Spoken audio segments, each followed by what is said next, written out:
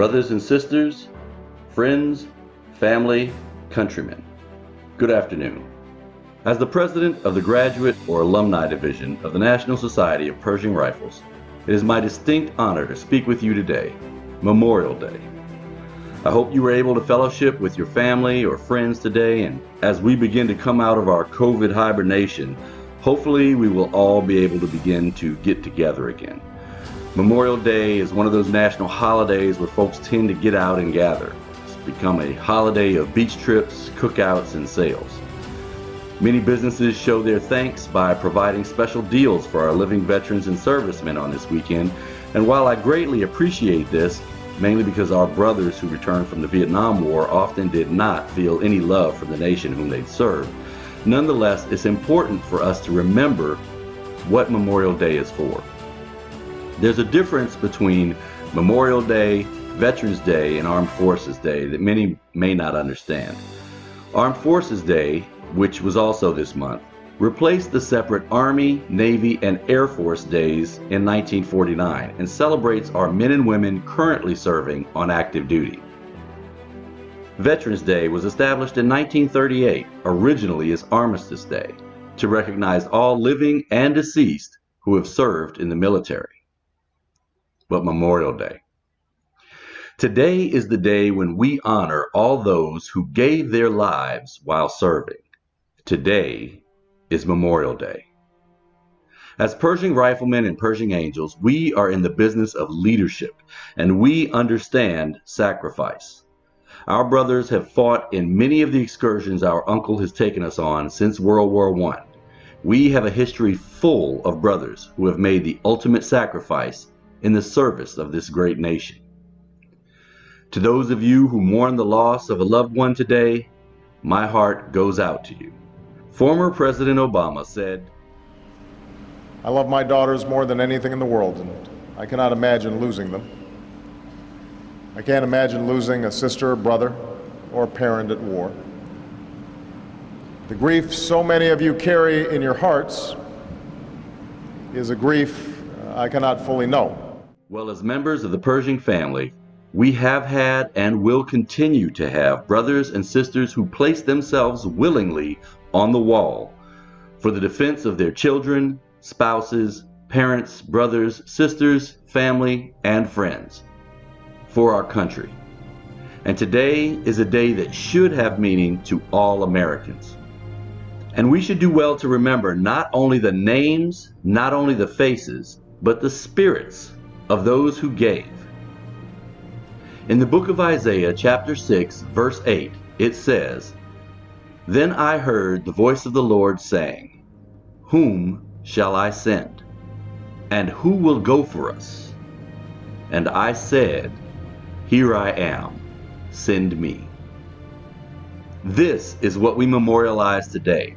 That spirit that says, "Send me, no matter the mission. Send me, no matter the risk.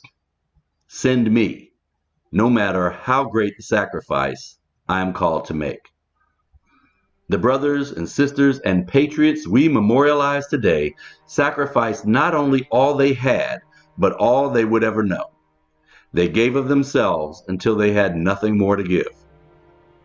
30 years ago, America engaged in a new war in a volatile region. Iraq had invaded the sovereign nation of Kuwait, and it was an act of aggression that could not stand. The United States led a coalition of 35 nations with a bold and clear mission to liberate an occupied country. 10 years later, our country was heinously attacked, and we found ourselves back in that same region a couple of years later. And as always, our brothers were there. Army Second Lieutenant Jeffrey C. Graham, Company Charlie 1, University of Kentucky, was killed in action on 19 February 2004 from the effects of a bomb blast as he warned his platoon of an impending attack near Kalidia. Army Captain Jonathan D. Grassbow, Company Echo 8, which later became Tango 8 of Johns Hopkins University, was killed in action on 7 April 2007 by an improvised explosive device near Jagunia. They did not go there to be a hero. They went there because their country needed them to be there. Our brothers did not die in vain, and neither did any other American who we honor on Memorial Day. And while wars are sometimes unavoidable, they are obviously not popular. And anyone who has spent time in a combat zone can give you a multitude of reasons that you probably have not seen in movies. It was Union General William T. Sherman who said, "It is only those who have neither fired a shot nor heard the shrieks and groans of the wounded who cry aloud for blood, more vengeance, and more desolation. War is hell." Just as we have a bond with our brothers, there is a bond between veterans who have served America from the fields of Europe to the jungles of Asia, to the deserts of Middle East and everywhere in between. And on this day, we gather to honor the sacrifices made by the 1 million heroes who died while defending this country since the American Revolution. Our fraternity recognizes that when rounds are coming your way, there is no such thing as, quote, a small war. More than 1,600 Americans have lost their lives fighting in covert operations and Cold War battles that occurred between the designated war periods since the attack on Pearl Harbor. We honor their sacrifice as much as we honor those who we lost on Iwo Jima or at the frozen Chosin. As I mentioned earlier, we have brothers and sisters that have served in every conflict that our great nation has had since 1894. And we have served in both civilian and military capacities during those periods, and in the periods in between. We are here today to honor all of our fallen heroes, from Fallujah and the Philippines, Quezon and Kandahar, Beirut and Grenada. We honor American heroes from the American Revolution through the global war on terrorism and every battle in between. The location is unimportant. It's the hearts of these men and women that truly matters. It's the devotion within that led them to sacrifice their lives for the country that we all love. We should all look in our hearts, and we may not only find our heroes, but we can examine what type of country that we live in. No matter what critics can say about America, can a nation that produces such remarkable men and women be anything but a force for good? Can we do more to create a country that is worthy of such sacrifice?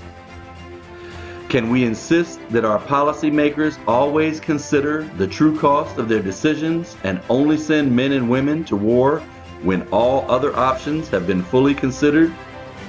Yes, we can. We can and we should. We can and should always offer our support. We can place flags and wreaths at their graves. We can donate to charities that provide for their families. And we can look at our surviving brothers and sisters in arms and say, thank you for your service. War is often not the best policy, but the heroes that wars produce are the best of America. On behalf of all my fallen brothers, I thank you for being here. I thank you for remembering. God bless you, and God bless America.